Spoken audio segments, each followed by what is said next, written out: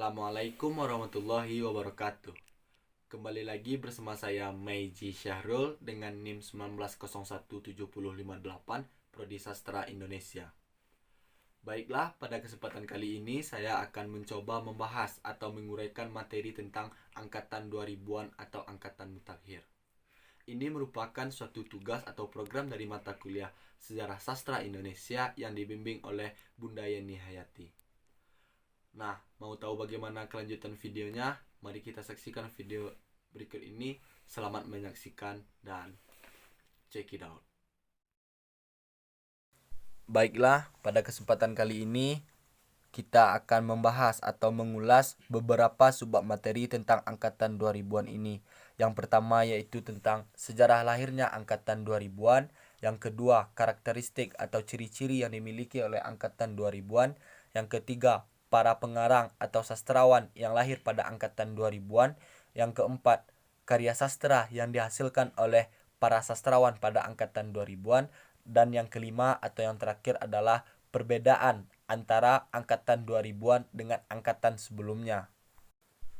Baiklah, kita memasuki materi yang pertama yaitu sejarah lahirnya angkatan 2000-an.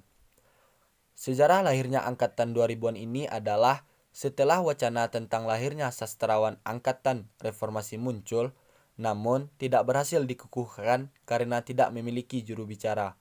Kori Layun Rampan pada tahun 2002 melemparkan wacana tentang lahirnya angkatan 2000-an ini.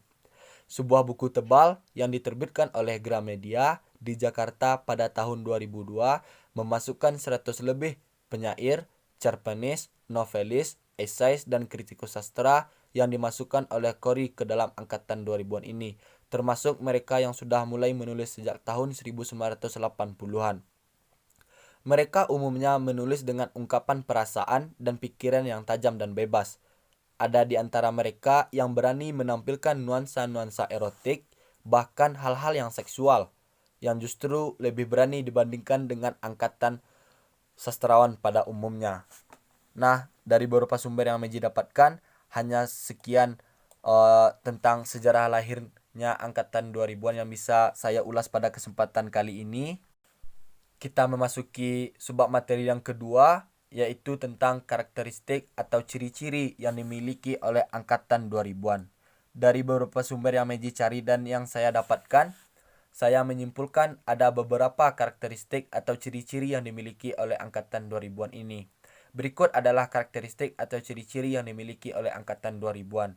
Yang pertama yaitu menggunakan kata-kata maupun frase yang bermakna kontatif.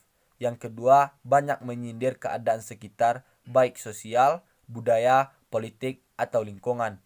Yang ketiga, revolusi tipografi atau tata wajah yang bebas aturan dan kecenderungan ke puisi konkret yang disebut dengan antromorfisme.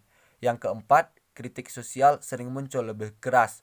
Yang kelima, penggunaan estetika baru.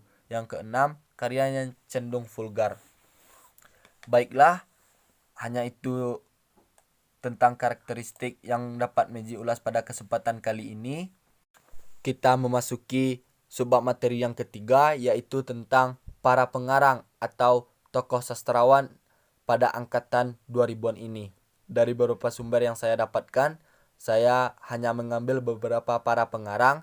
Yang pertama yaitu Ahmad Fuadi, yang kedua Andrea Hirata, yang ketiga Ayu Utami, yang keempat Cucuk SP, yang kelima Dewi Lestari, yang keenam Habibur Rahman El-Sarazi, yang ketujuh Seno Gumira Ajimarda, dan yang terakhir atau yang kedelapan adalah Wiji Tukul. Baiklah, hanya sekian para pengarang yang dapat Meji ulas pada kesempatan kali ini. Kita memasuki subbab materi yang selanjutnya, yaitu tentang karya sastra yang dihasilkan oleh para sastrawan pada angkatan 2000-an. Karya sastra yang dihasilkan pada angkatan 2000-an adalah sebagai berikut. Yang pertama, Ahmad Fuadi yang karyanya Negeri Lima Benara pada tahun 2009. Yang kedua, Andrea Hirata yang karyanya Laskar Pelangi pada tahun 2005. Yang ketiga, Ayu Utami karyanya Saman pada tahun 1998. Yang keempat, Cucuk SP karyanya Para Pejabat pada tahun 1995.